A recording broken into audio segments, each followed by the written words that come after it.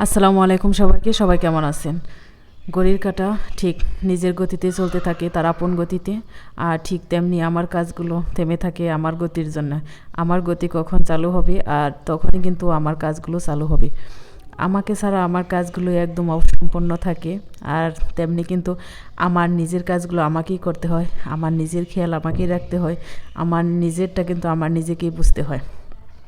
আর যাই বলি না কেন, অনেক বেশি ডিফিকাল্ট না এই কাজগুলো। যেমন এই যে গাছের গোড়াগুলো পরিষ্কার করা, নিজে যদি হাত না দেই কেউ কিন্তু হাত দেবে না। এটা আমারই কাজ একদম।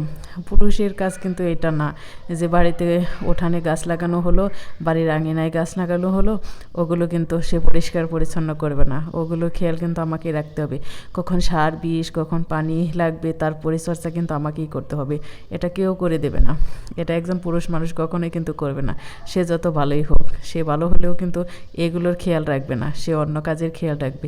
এগুলো কিন্তু একজন মেয়ে মানুষের সংসারের পাশাপাশি নিজেকেই করতে হয়।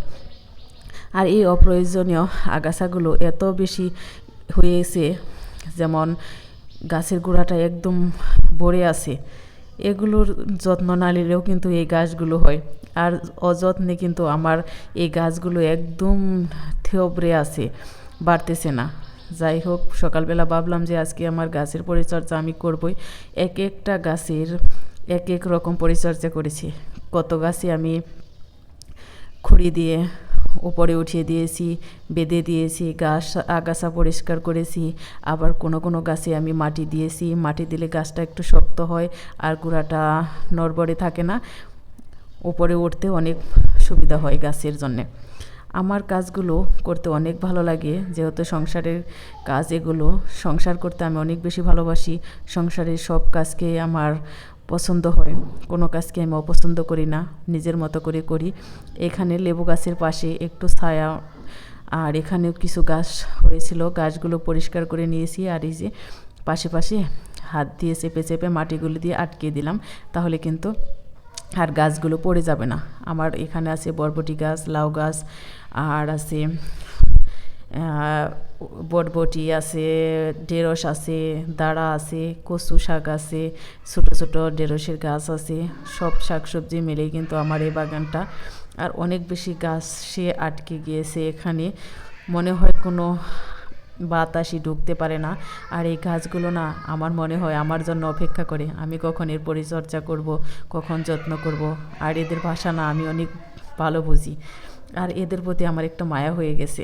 যখনই আমি গাছের দিকে তাকাই, ওদের ভাষা আমি বুঝি, এদের কি লাগবে। সার বিষ পানি থেকে শুরু করে কখন কোন পরিচর্যা সবটাই কিন্তু আমার দ্বারা হয়, যার কারণে আমি মনে করি এরা আমার জন্য অপেক্ষা করে কখন আমি এদের পরিচর্যা করব। এখানে একটা ঢেঁড়স গাছ আর বরবটি গাছ আছে, দুইটা গাছই একত্রে। তারপরে দুইটা গাছেরই আমি একত্রে একটু মাটি দিয়ে চেপে দিলাম। আর এরা আমার অপেক্ষায় থাকলে কি হবে, আমার সময় করে আসতে হয়। ওই যে বলি যে ঘড়ি কাঁটা তো কখনোই থেমে থাকে না। আমার সংসারে কত কাজই তো থাকে। একটা সংসার ছোট হলেও কাজ কিন্তু ছোট না, অনেক বড় বড় কাজ থাকে, অনেক বেশি ব্যস্ত থাকতে হয়। এর মাঝে একটু সময় বের করে নিতে হয় আমার এই কাজগুলো করার জন্যে। সব সময় চেষ্টা করি নিজেকে ভালো রাখার, সবাইকে ভালো রাখতে।